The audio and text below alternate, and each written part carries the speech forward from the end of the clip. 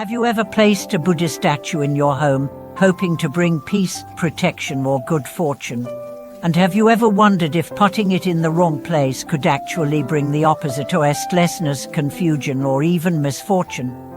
Welcome back to the channel. Today, we're exploring a subject that many take lightly, but which holds serious spiritual implications: the placement and treatment of Buddha images in your living space. This isn't about superstition. This is about respect, energy, and the subtle messages your environment is sending to your mind and your spiritual practice. You may have the purest heart and the best intentions, but if the symbol of awakening, compassion, and peace is treated carelessly, it could reflect back confusion, disarray, or inner conflict. So let's dive into how to properly honor the presence of the Buddha in your space, and more importantly, in your heart.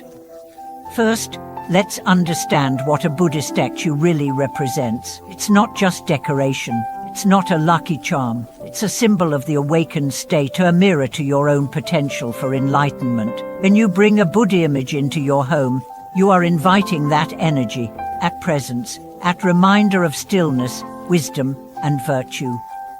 Now imagine this. You invite a noble guest to your house. Would you sit them next to your laundry? Place them on the floor? Forget to clean the room they're in?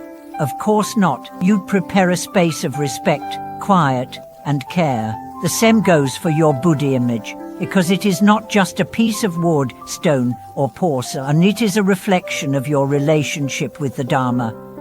Let's talk about common mistakes that people make when placing Buddha statues and how to avoid them. Mistake 1. Placing the Buddha directly on the floor.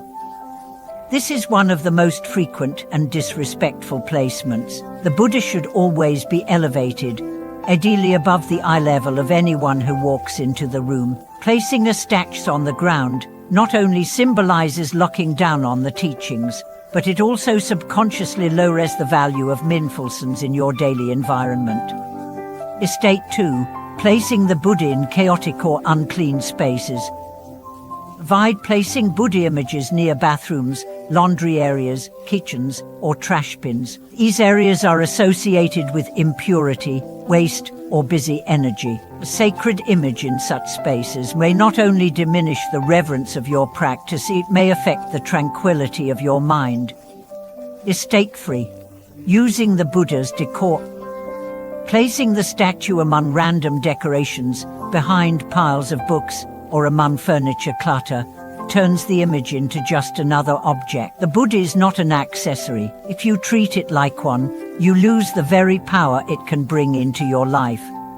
Mistake 4. Facing the Buddha toward bedrooms or beds.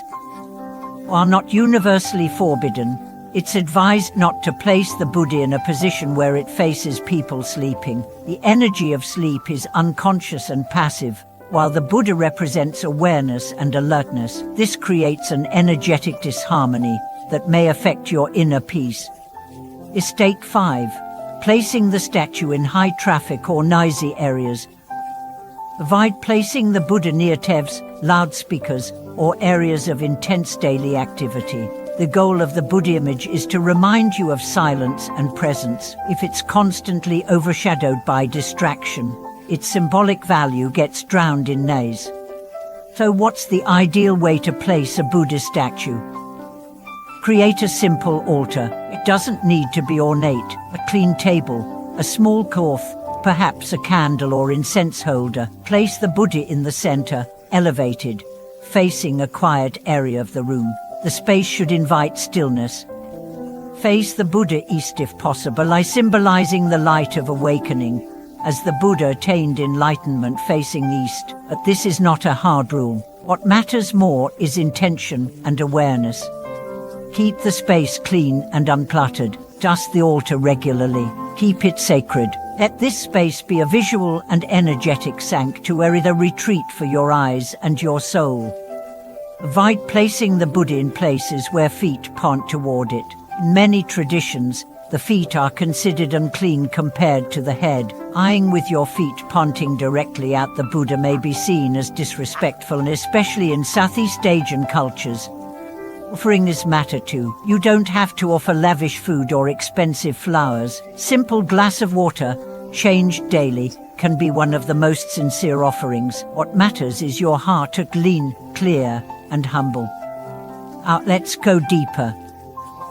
The real issue isn't just about furniture placement. It's about mindfulness. The external placement of the Buddha reflects the internal placement of your values. Is awakening at the center of your life?